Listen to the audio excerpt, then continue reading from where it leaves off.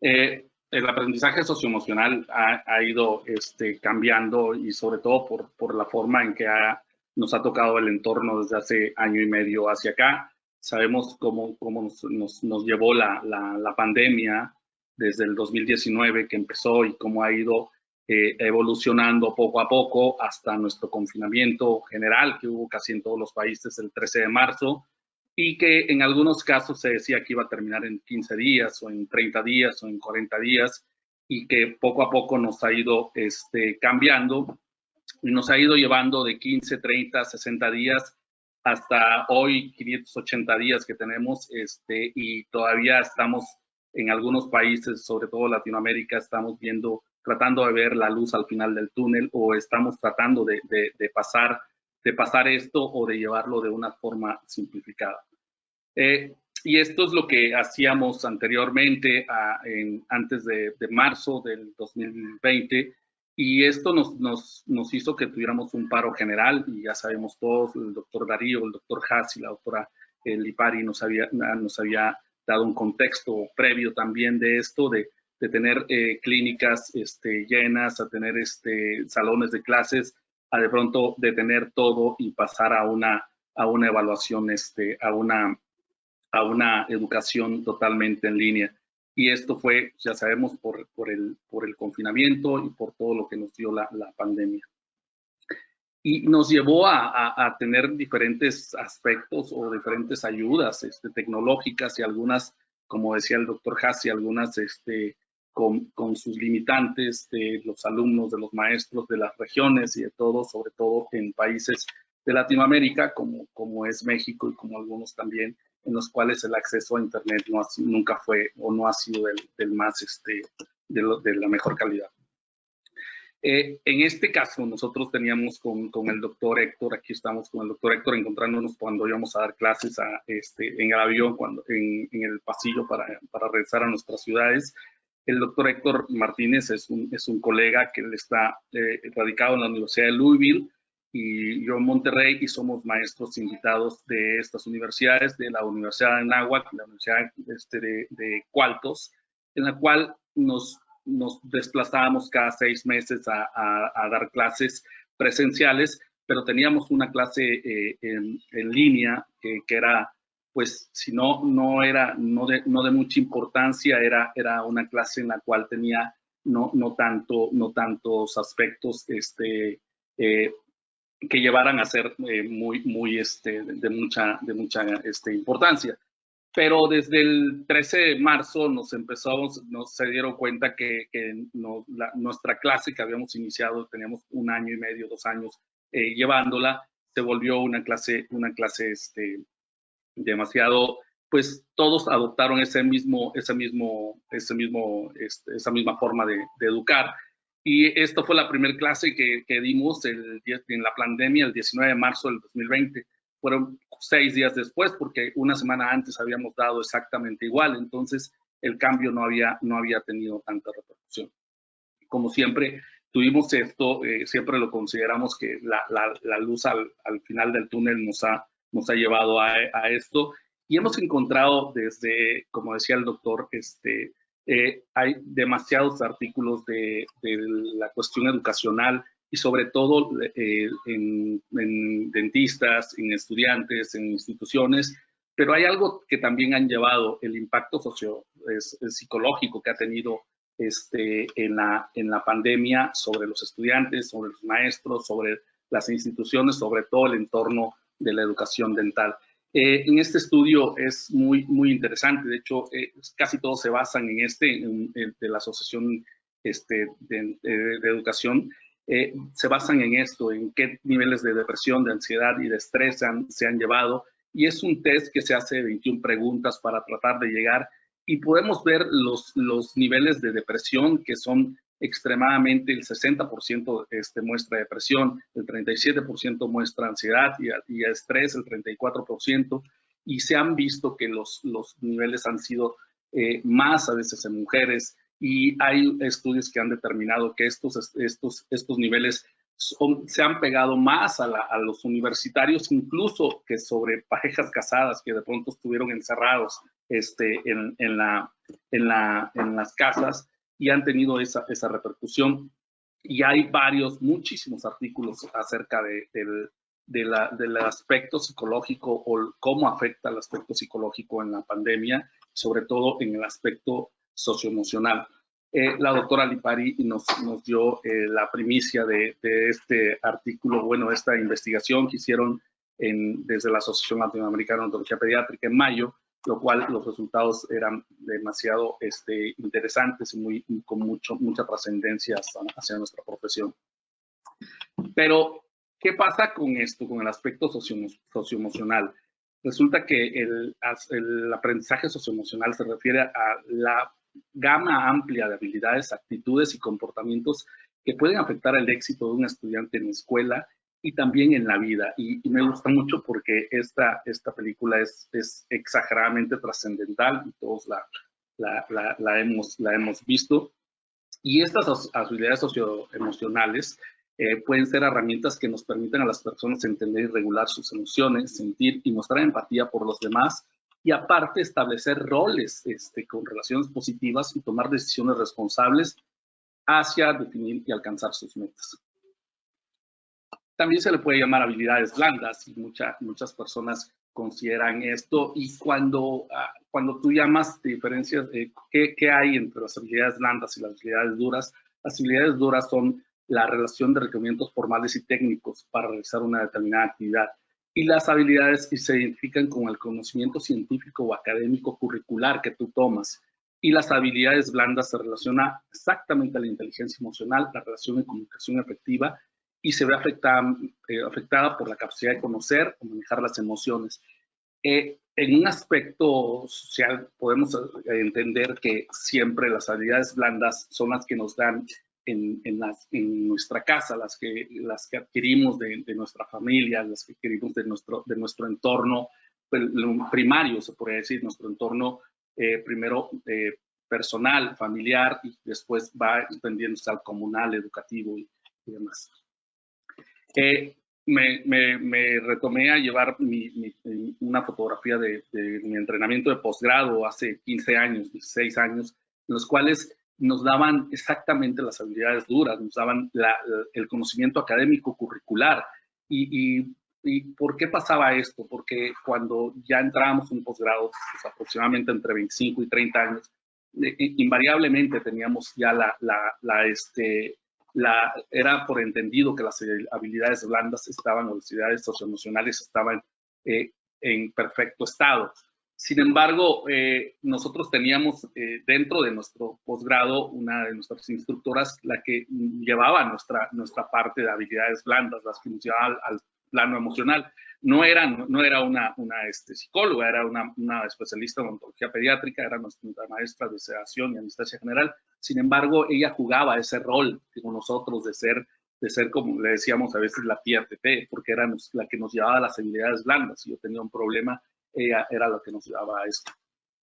Y esto, cuando ya pasé del rubro de estudiante a maestro en la Universidad Autónoma de Nuevo León, lo tenían mis estudiantes hace 13, 14 años, y lo tenían de una forma que hasta en un momento determinado yo lo reclamaba. Decía, pierdes más tiempo a veces en tu terapia, que se iban 2, 3 compañeros, 2, 3 alumnos se salían para ir a una sesión de terapia socioemocional, le llamaban, bueno, social. ¿Por qué? Y decía nuestra coordinadora del posgrado, pasan de 7 de la mañana a 7 de la noche todo el tiempo juntos. Son 14 personas que los estamos juntando y que no se conocían y están exageradamente extrapolando todos sus sentimientos. Entonces, en ese momento, en un momento determinado lo reclamaba. Y decía yo, es que, ¿sabes qué? Es más tu entrenamiento de habilidades duras, o tu entrenamiento científico, o de entrenamiento de odontología, de odontopediatría que necesitas tener. Sin embargo, brincaba mucho la diferencia que tenía con el aprendizaje socioemocional. Y el aprendizaje socioemocional son todas estas pues habilidades o skills, como le llaman, que pueden ser autogestión, inteligencia, conciencia social, perseverancia, iniciativa, responsabilidad, compasión, liderazgo, gestión de tiempo, adaptabilidad, asertividad, organización, sensibilidad cultural, pensamiento crítico, colaboración, resolución de problemas, y una de las que dicen que pueden ser las que deben de siempre brincar más son empatía, resiliencia y autocontrol. Y esto nos lleva a esto, cuando llegó el confinamiento, todas estas habilidades socioemocionales, de pronto las tuvimos que llevar al 100 o extrapolar hacia algunas cosas, a tener mucho más resiliencia o tener mucho más adaptabilidad o tener mucho más empatía de acuerdo al entorno que teníamos, o también incluso tener más autocontrol. Y no solo a los estudiantes, también a los maestros, también a los niños, también a todo el entorno, que de pronto nos encerramos cerca de 3, 4 meses sin tener otra cosa más que esto. Me gusta mucho este video de esta película, lo cual nos muestra esto.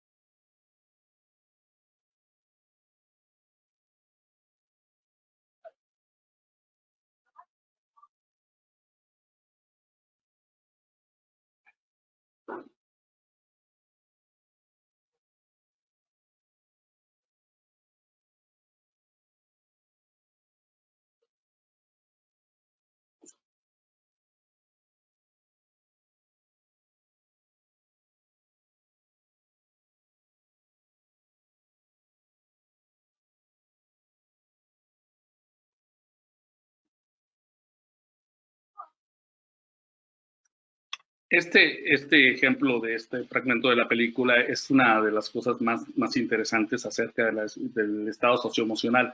Cuando alguien realmente se siente triste, o en este entorno que se sentía triste, alegría quería mejor pasar eso inadvertido y decirle, ¿sabes qué? O sea, no te preocupes, sí, dale la vuelta a la hoja.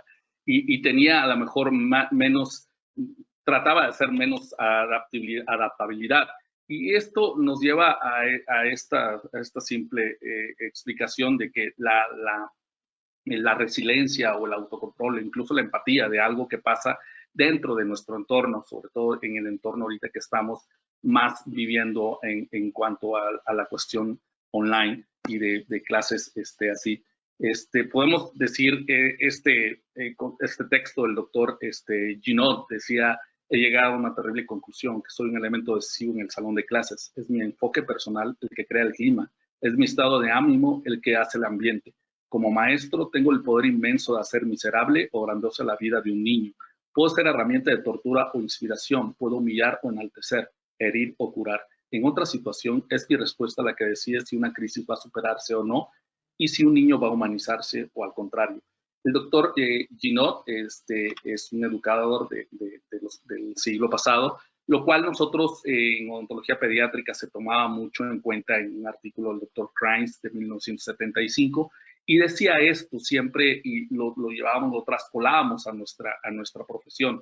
Reconoce la experiencia del niño, dales en fantasía lo que no puedes darle en realidad. Los niños son iguales en dignidad, elógialos, ofrece opciones, déjalos decidir, usa el conocimiento correctivo, y los niños siempre necesitan ser queridos. ¿Esto por qué lo llevamos acá? Porque es lo que el doctor Ginot hace mucho tiempo lo había determinado para la cuestión educativa. Sin embargo, esto lo podríamos traspolar a muchos otros conceptos en el estado socioemocional. Este es un programa que se llama SEAL, Socioemotional Aspect Learning, que se le da a mis hijos en la educación primaria o en la educación elemental, lo cual 10 minutos antes de empezar sus clases diarias le toman un test de cómo se sienten emocionalmente. ¿Para qué? Para hacer una medida en la cual traten de desarrollar igual la autoconciencia, el autocontrol, las habilidades interpersonales, y esto lo hacían cuando tenían clases presenciales, pero lo reforzaron mucho más tiempo ahora en las clases en línea. ¿Qué pasa en nuestro entorno educativo?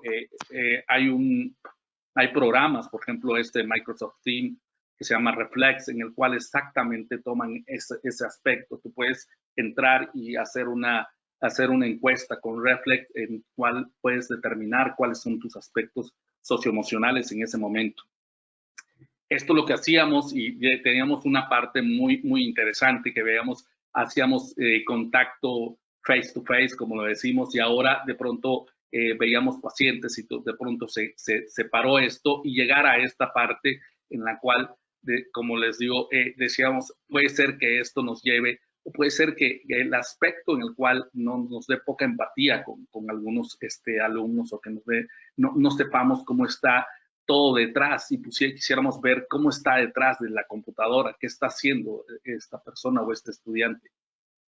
Este es un ejemplo muy claro, salió en redes sociales en México, no sé si lo vieron en otras partes de Latinoamérica, en el cual vean el aspecto en el cual el alumno reacciona con su profesor. 5 minutos. Y es que apenas tengo una semana de conocerlo, me conoce, sabes que soy un buen alumno, soy participativo, entiendo que son muchas ventajas, pero como que no puedo. Su manera de llevar la clase, la manera, la verdad, no puedo.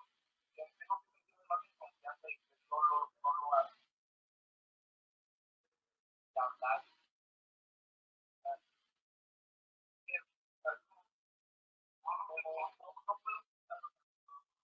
3 minutos. Estos dos ejemplos son muy interesantes. Uno, el alumno está expresándole al maestro la que él no siente tanta empatía por él, y el profesor también está con una cara así como diciendo, una cara de ¿qué puede hacer?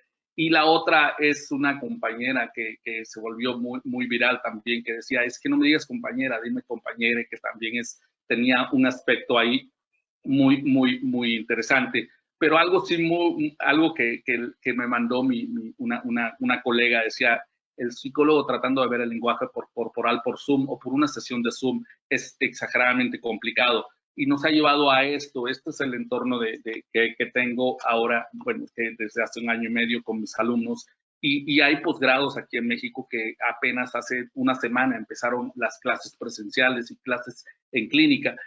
Cerca estuvieron de 1 año y medio parados. Y algo muy interesante que decía yo, bueno, estamos en la reunión y de pronto falta una persona, y le empiezo a decir, bueno, ¿por qué no está esa persona? Ya después de 1 hora me contesta, doctora, soy casada, y estaba viendo a mi hija que tenía un problema en la escuela en línea y estaba determinando eso. A lo mejor en otro momento hubiera sido, bueno, ¿sabes qué? El examen lo vas a perder y todo, pero tratar de dar un poco más de empatía nos puede llevar a eso, a tener un poco mucho más de resiliencia, y sobre todo la resiliencia tiene que ser tanto de ellos para nosotros como nosotros para ellos. Otra cosa que hemos hecho y que yo hago es tiempo de adaptarnos. En el posgrado de la Universidad de Anáhuac, cada 4 semanas, 5 semanas, hacemos diferentes medidas o diferentes cosas, en el cual aquí hicimos, por ejemplo, el Crazy Hat, que lo aprendí de mis hijos. Entonces, el Crazy Hat, todos llevaron, en lugar de estar dando clases muy formales, pues todos nos disfrazamos con un sombrero chistoso, y nos llevó a ser más elaborados. Mis alumnos, no, me ayudó, tuve que salir y tuve que hacer esto, y también nos lleva a tener un poco más de reflexión, y sobre todo de asertividad en cuanto a la educación, como se está dando en estos momentos.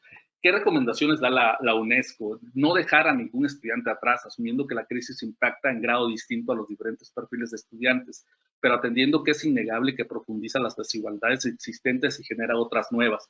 Por supuesto que no es lo mismo un estudiante que está en una zona urbana o un estudiante que por la necesidad económica de no puedo estar pagando algo, me quedo en una zona rural. Eso nos puede causar, y es imperativo también atender prioritariamente las necesidades pedagógicas, económicas y también socioemocionales de aquellos estudiantes que por sus características pueden haber tengan dificultades para continuar su formación en modalidades no tradicionales. El doctor Hassi lo decía, estudiantes de licenciatura o de posgrado que no tenían acceso a computadoras, entonces las universidades han tenido esa empatía de también hacer préstamos o todo lo demás. Las sugerencias son fructificar las ventajas de educación remota como posibilidad de personalizar la formación socioemocional, proporcionar incentivos adecuados a las instituciones educativas para el aprendizaje socioemocional y adquiera una dimensión más sólida, promover la integración de aprendizaje socioemocional en el contenido curricular de los programas de educación de posgrado por el impacto a clases a distancia. No solamente todos tenemos, en las licenciaturas se tienen tutores, pero las clases a distancia son todavía, son una realidad, y creo que el conocimiento ahorita es tan dinámico que no creo que vayan a pararse y ya empezar de nuevo, regresar todos al salón de clases como antes se hacía. Evaluar las estrategias y mecanismos de participación y buenas prácticas de las instituciones educativas en el proceso de enseñanza, en aprendizaje socioemocional. Y como conclusiones, implementar mejores prácticas de aprendizaje socioemocional será indispensable para la educación exitosa de nuestra próxima generación, y la situación en la que nos encontramos nos presenta un escenario inmejorable para incorporar y estandarizar el aprendizaje socioemocional en estudiantes de todos los niveles educativos.